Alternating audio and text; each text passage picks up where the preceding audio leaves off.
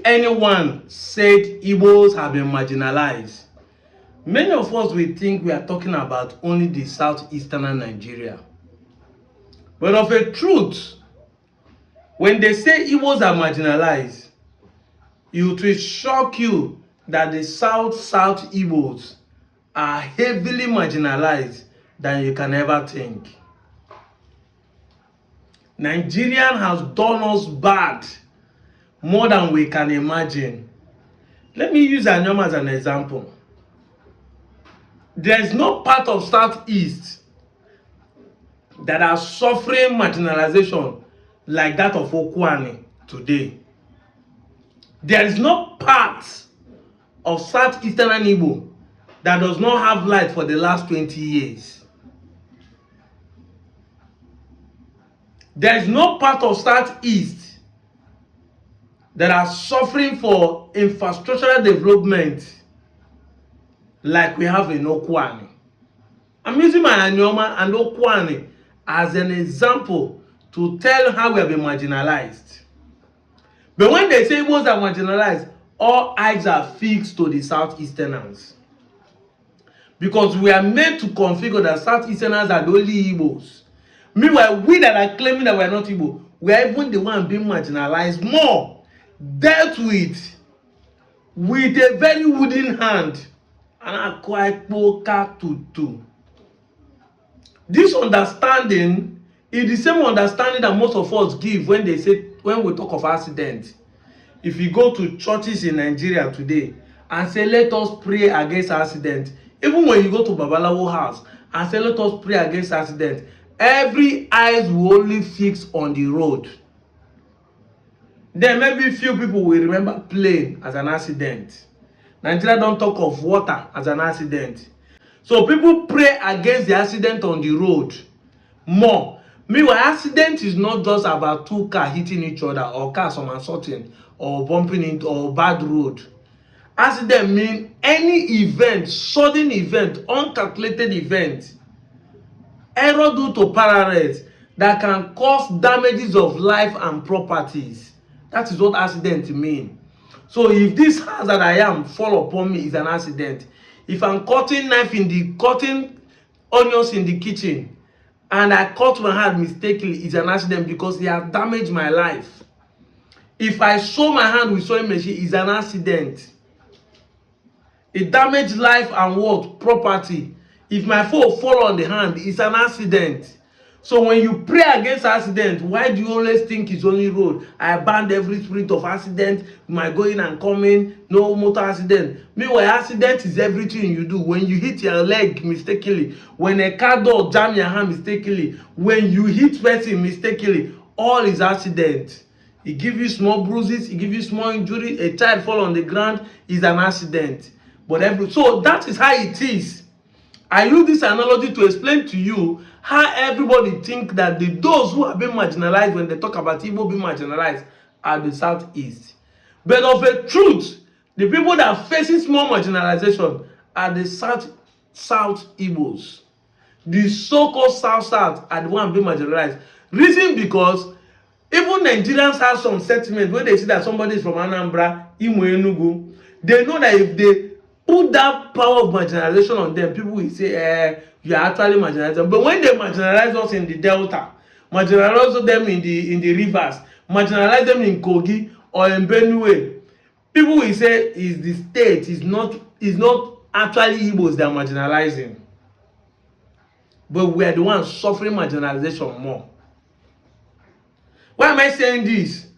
If Nigerian government has taken our people serious since 1963, we won't be talking of Anioma State today. We won't be talking of Anioma State today. Our fathers has always known who they are. Before the Civil War, they know who they are.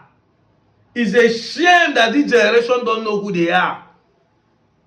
This generation is facing marginalization. But the worst is that they are marginalizing themselves by themselves. By not knowing who they are. I've quoted it many times and I will quote it again. Socrates One of his favorite quotes, say, man know thyself. The Christian will say, I know who I am. If you don't know who you are, how do you want to impart your life? Talk less of imparting your society, because charity, they say, begins at home. The Bible will tell you that the first partaker of the Spirit you have is the bearer of the Spirit. If you have the anointing of joy, the gift of singing, you must be the one that will use it to entertain yourself, give yourself happiness, make your spirit to be in tune and joyful before you can start sharing your happiness to others, before you can start using your voice of singing to bring happiness to others. We don't know who we are. Identity crisis has dealt with the South-South Igbos, the North-Central Igbo, more than you can think. And that is why they marginalize us. We cannot even speak. We don't even know who we are. We cannot even talk. Because who give us mouth to talk? But this is not how our forefathers are. My question is, what happened? When did it change? Let me read out some documents for you. Because I told you people, I'm going to be here for 10 years to puncture all lies. And to do that, I always come with fact and evidence. Facts will supersede your emotions. I told you the law supersedes what you feel. The law knows you as an Igbo man. Listen, just be reading it from the screen. The establishment of my Midwest region in 1963 did not satisfy all the aspirations of the interest group in every part of that region. The minority ethnic groups comprising Ishan, Akukwedo, Ijaw, and Igbos expressed fear of domination by the Edo ethnic group. And that is why till today, the Ishan are looking for a state in South-South. We, the Anioma, are looking for a state in South-East. The Ijaws are still looking for a state in South-South. The Toribo state, the Ishan are looking for a state to leave the Benin. Because over the time, this superiority of the Benin people has been there. But nobody wants to talk about it, but we are going to confront it. Because if you want Nigeria to work, we must all approach this table with sincerity, honesty, and boldness. Let me continue. But it was a welcome development in Benin, Isako, and Afema divisions, as well as the Inurobo and Isoko divisions. The Western Igbo people had some reservation since Dennis Osadebe was the premier of the newly established region. So the reason why our people calm down is because, okay, now Dennis will be the governor, so let's see how it goes. Benin is the capital. Nevertheless, a section of the Western Igbo people look forward, a section, that means there are some of us in that Western region that look forward to having a region or province that will be Igbo rather than joining the Igbo east of Niger. So there are some people who want us to remain in South-South. That from the one, it has been like that. Their grievances ranges from the convention fear of domination, intimidation, marginalization, and oppression. There are also complaints of political, economic, social domination, as well as discrimination in the allocation of resources and distribution of social infrastructure and monopoly of development projects by the dominant ethnic groups. However, at the Ad hoc Constitutional Conference convened by General Gowon on September 12, 1966. Now let me pause here. By September 1966, the first coup led by our own brother Chukwuma Nzogwu has taken place January 15, 1966, and the counter coup of July has also taken place. So now Gowon is in charge. The military has taken over. That means that at this time, Dennis is no more the governor. Gowon military has taken over. They have put military head in Benin. In add-on on our fathers. Those are in add-on on them. Those who are still saying we rather remain here than joining the eastern region because of fear of domination. Listen, the issue of state establishment dominated the military regime agenda. Then the military regime are now talking of creating state.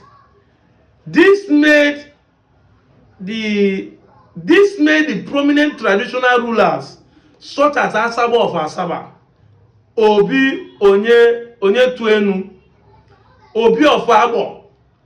Listen to me, because Asaba of Asaba today doesn't know what his father did. Although not his father, they are not heretical throne. But the then Asaba of Asaba, the then Obi of Abo. So when we say that then of Abo today is not the name, it's Obi of Abo, you understand. The then Obi of Abo, Obika, Bonoba, and others hold a meeting in Iseluku on September 27. In Iseluku, now very unfortunate, in today Anioma agitation, it is these three people that people are using to tell us say that we are not Igbo. The Obi of Iseluku, that are claiming to be from Benin, the Obi of Abo, the day of Abo, and the present Asaba of Asaba that said is from Egala.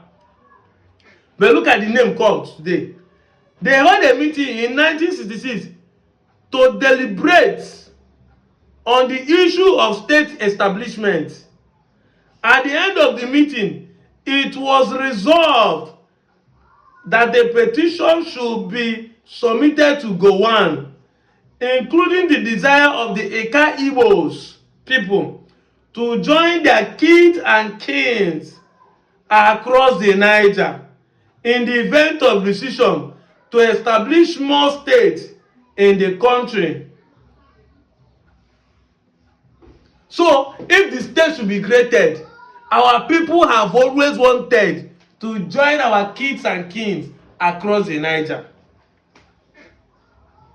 Remember, over 30,000 Igbos have been killed at this point in time because the program that took place after the counter coup of July 1966 saw the massacring of Igbos of the eastern region and the Midwest regions, killed over 30,000 of them, that made them return back to eastern, to their base. Everybody started running back home. And in the fear of this, our people, the prominent traditional leaders, decided to have this meeting, a conference they had in the same September 1966, and agreed they will submit a petition to Gowon. Even if you want to create a state, because then Gowon is proposing to create Bende State, remove it from Midwest. Even if you want to create Bende State, allow us join the eastern region. Create a state that will see us join the eastern Nigeria. Exception was afraid initially that they rather remain in Midwest than joining the east. But when the going hit them, when the reality hit them from the program, from the military takeover, they knew that the best way is to join their brothers. If we perish together. If we survive together. And that is why it's amazing. It is funny when, as our people, after submitting a petition to Gowon, will now be telling the military when the war started in 1967 that we are not Igbo. When you are king, the Asaba of Asaba, wanted you people to join the southeast, say, now our kids and kin, our brother be these ones, now our blood will be here, now here we belong. Don't you see? The fear has always been there. But that does not mean that our people do not know who we are. They call the across the Niger Igbos our brothers. They never call us ancestors. We never claim descendants. We call them brothers. Not be like the one where claiming that there we come from, the Benin, the Ile Binu. It's not like the Ile Binu that always claim who will come from them but always feel superior. And that fear of superiority is the reason why our forefathers have been running away from them. The first reason that made our forefathers in the 12th, 14th, 13th century to migrate from Idu to this place is the superiority. They left Idu to come and settle where we are today, in Anioma. And when we are still joined together by the virtue of creating a state, the Midwest region, our people are still afraid. We don't want these people. Then come the coup that led to the civil war. Our people say, this is the high time we join our brothers. The movement was disrupted in 1967 when Gowon dissolved the regional arrangement. Because when I said that it's not Rossi that destroyed the regional government, many of you will say we are lying. Did you see it? It was Gowon who dissolved the regional government. The regional government, it has been Gowon, and established 12 states on May 27, 1967. It has been Gowon. Gowon dissolved it. The state established exercise in 1967 did not affect the Midwest state. It was left intact. They did not still remove us. They leave us the way we are. But they changed the name from Midwest to bend them. While states were established out of other regions, Gowon further announced that any group that felt dissatisfied with the exercise could seek redress and promised to set up a boundary and the limitation commission to look into the case of readjusting the boundaries of the new state.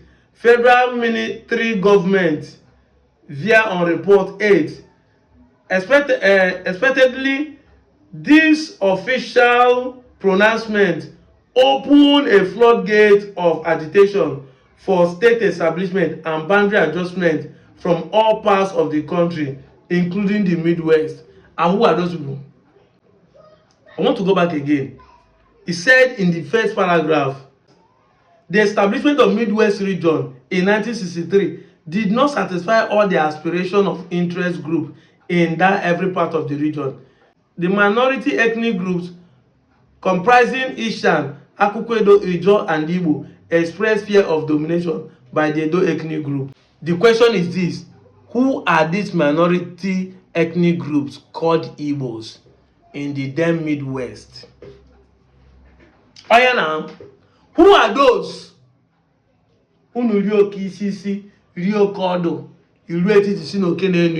What happened? When did we not change from being known to be Igbos to be claiming Benin, to be doing all those things? The effect of civil war. During and after the civil war comes this identity crisis, comes this denial. The effect of the civil war. The fear has been there of domination, and everybody now, Nigerian government now capitalizing on it to preach propaganda against the southeastern Igbos. To say, we not tell you, with the video that Ahmadu Bello made before he was killed, the then premier and governor of the northern region said the Igbos are the ones who want to dominate everywhere they find themselves. Whenever they go into the camp or in a factory, they want to be the head.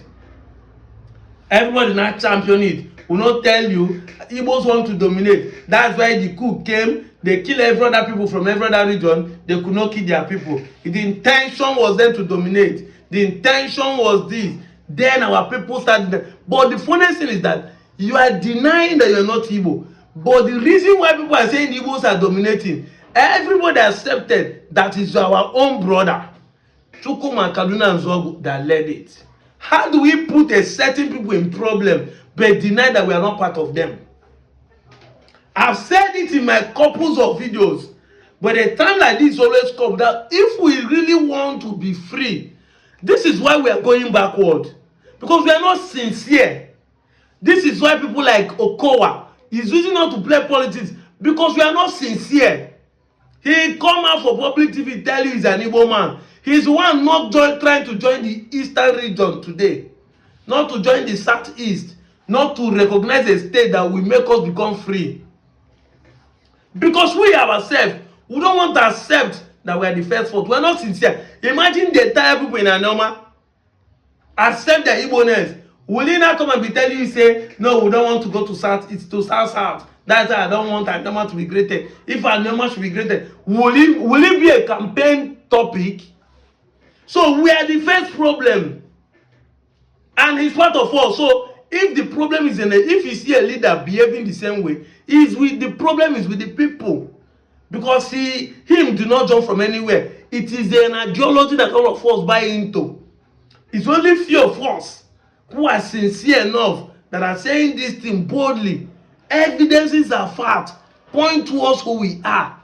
Look at our fathers. So imagine most of us that are born in the 90s and in the early 2000s. Do you wake up in the morning, your father say, as of 1966, they have already made you to be an Igbo man in the southeast today. Will you be able to be saying, no, I want to remain in South? No, I'm not an Igbo man. Will you be able to say it? This is why I say Nigerian government have marginalized us. Because the things we request for, they will always say no to it. To even us who are not in the southeast. Mostly us, the Igbos who are not in the southeast. When they say Igbos are marginalized, you will be looking at southeast. Because all our requests has never been answered by the Nigerian government. We ask for a state, they give us midway. Say, only you cannot go. Manage this one. We ask for a state, they said no. We have been asking for this state since 1916. But I understand, I've shared the historical part, why the British deny us that opportunity. Why the British swore that they will make sure that we are not set free. I've shared that part. Ayekumeku, that lasted 31 years. Nigerian, the colonial master, supposed to amalgamate Nigeria after crushing of the Benin Empire in 1897. But before then, they have been waging war with the Anioma warriors, the Ayekumeku, since 1883 to 1914. 31 good years.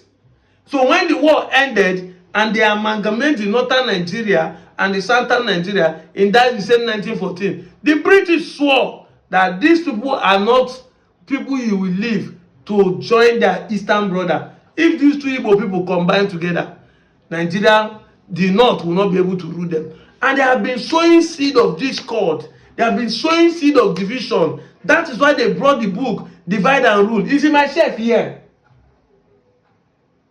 Divide and Rule. I don't know whether I can see it. Or have I given it out? Yes. Divide and Rule.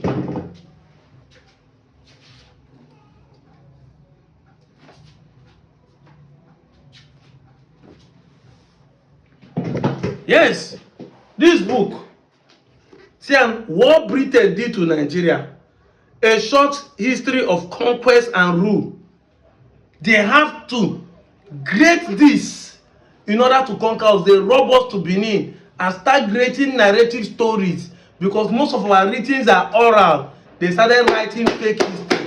Read, study to show yourself approval. Rightly dividing the word of truth. This is what I become Professor Black and White, that perpendicular bisector. History is not what I study in school. I'm a pure science student, electrical electronics engineer. But for me to be who I am today, I have to go down and start reading some books. I have some books in my drawer too that are not in the shelf here. This is pure truth I'm telling you. Even if you cannot buy books, there are books, you have data, you have internet. Before you come out and just emotionally say things, ask yourself questions. We have been facing marginalization by Nigerian government. We, from the British time to the Nigerian time, because every time they see us as the real enemy. The British see us, the Western Igbo, as the real enemy when we fought them for 31 years. Then the Nigerian government see us as the real enemy when our brother caused the civil war. And that is why, even if you like deny from here reach tomorrow, they will still be treating you bad. They will still be treating you bad. Look at Okwani. 20 years no light. And our own brothers, our own fellow Anioma people are conniving for their selfish interest to make the people not to have light. To make the people not to have light. And they are making you believe that the man who is seeking for a state, who has been asking for you to have a light, is your enemy. Go and check my last video where I showed you that Ned Nwoko proposed it in the floor of the Senate that they should be stepped down for the Okwani people. Their people should step down. As of March 7th, 2024, less than 1 year, they swore them in. Because 2023 was swearing in. Less than 1 year, he proposed it in the floor of the Senate. But today, they are not playing politics. The governor and everybody are conniving because they don't still want you to have light. He's not coming to the audio promise. The minister of power are going to the place who want to give you light. Now he reach because they want to do campaign. You will not see what is going on. And after the election, everything will disappear again. We are the one being marginalized when they say Igbos are being marginalized, not the Southeast. The Southeast are well developed. The Southeast are moving forward. Look at what is in Abia. They are having steady light. They have good security. But they will be telling your non-government, you'll be thinking IPOB is the enemy. Meanwhile, we are the one being killed, kidnapped on a daily basis. We are the one that doesn't have a good road. Go to the east today. Enter the road. You see good road in Owerri. You see good road in Enugu. You see good road even in Anambra. The only chat today is cleaner than Asaba, that is capital. The production, the businesses, they complain they have plenty police on their road. But that plenty police is part of the reason why they have security. The money the police are extorting from them, they are paying for their security unknown to them. But the places where we say we not get police, they every day Fulani they deal with us. Asaba here, do you know that Asaba people do not have man to speak? When issue comes up, the Hausa boys in the Asaba region will finish them. I go lie for you. Anybody that lives in this side of Asaba, what did they call this area? This Koka going to Ibuzo. Know what I'm saying? Sometimes if fight happen, the Hausas, the Fulanis will overpower the real indigenes. Because we are sold our right, we are sold our left. The same people we are mocking, but you can't try that in the Southeast. Cross over to Onitsha and do fame. Go to Aba and do fame, you go collect. I'm out of here, Joe.